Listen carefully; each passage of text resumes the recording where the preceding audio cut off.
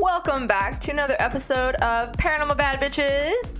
Today we are going over the Stanley Hotel. Yes, the infamous The Shining, where that was created from Stephen King's Nightmare, located in Estes Park, Colorado. Something I'd like to get out in the open now is this place was not known to be haunted before The Shining was released. The skeptic side of me is a little iffy on the marketing. We'll start from the beginning. It all began in 1903 when Yankee investor Freeland Oscar Stanley arrived in the Valley, and he and his wife Flora built the incredible hotel and opened its doors in 1909. Now, he designed steam cars, he also developed waterworks and power plants and civic organizations. This man was really invested in the community, and really Estes Park kind of grew from that alone at that time period, and he made a really big impact. Now, by the 1970s, the hotel's glamour had really faded due to the lack of care and investment, and it probably would have been closed if it wasn't for Stephen King. The Stanley Hotel hauntings, we're going to start off with the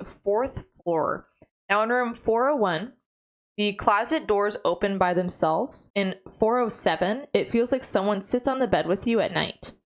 Which, like, I don't know about you guys, but, like, 428 is a friendly cowboy who might appear. 428 is also known as the spirited room.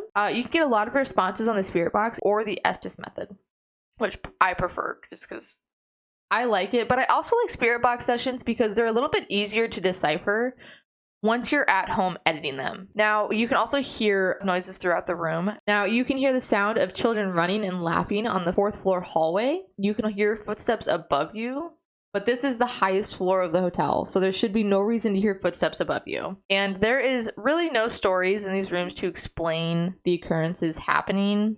For my skeptics out there, I'm not fully believing that there's spirits here. I'm giving you guys what I've researched, if that makes sense. Now, the grand staircase. Basically, you can look up all the pictures, but I'll have them here. The people take pictures of the staircase, and shocker, they'll see a woman in white at the top or somewhere on the stairs. The next staircase that we're going to talk about is the vortex room. Now, there is an entire stairway full of vortexes. If you don't know what a vortex is, it's basically like a gateway into the spirit world. Now, what people call a vortex is when they have mirrors facing each other. This room has dozens of vortexes. They have mirrors aligned on each side of the walls, all over the place. So people tend to feel tingling, lightheadedness, headaches, like all that kind of stuff because of how many vortexes are in the room, which understandably so. The famous room 217. Quick interruption. If you guys like what you're hearing, please make sure you like the video to let us know. If you guys don't like it, comment down below and tell us why, and if there's anything we can improve on. And if you guys like this channel, please subscribe, as we really like doing this. Room 217. There are 2 factual claims in this room. Like stuff that you can look up and be verified. Now, this was the room Stephen King stayed in and had the horrible nightmare. It consisted of a fire hose that came to life and chased his son around. And that's what inspired The Shining. I don't know. I feel like that's, like, for a writer, I guess it makes sense. But, like, for someone who's like me, like, I would not have depicted the entire movie The Shining or the entire book The Shining off of a fire hose chasing a kid. But that's just me. There was another occurrence in 1911 where a woman named Elizabeth Wilson was actually killed during an explosion. What happened was the electricity was having trouble, and they had turned up the gas for the gas lighting system. Now, it had never been used before, and they didn't really communicate it that it was on, and as they were filling it with gas, Elizabeth actually lit a lamp and ended up sparking the explosion, and it destroyed 10% of the hotel, blowing a hole through the floor and injuring so many people in the dining room below. The squatter, Lucy.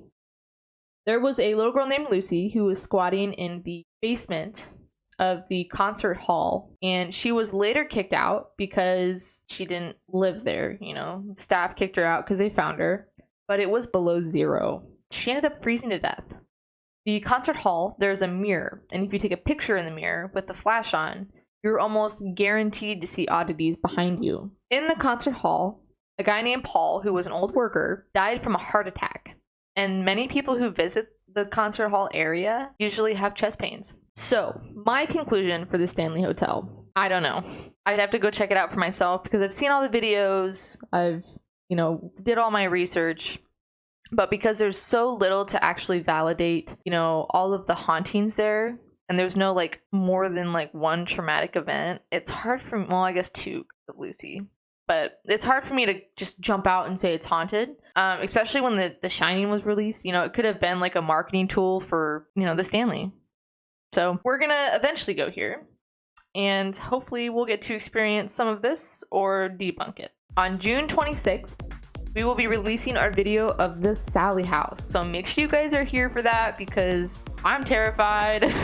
Lydia's terrified. Brenner's terrified. Gavin's terrified. Blake's terrified. So we will see you guys in a couple of weeks. Just so you guys know, you guys can also check this out on our podcast. Show us some love by liking the video, comment down below, and subscribe.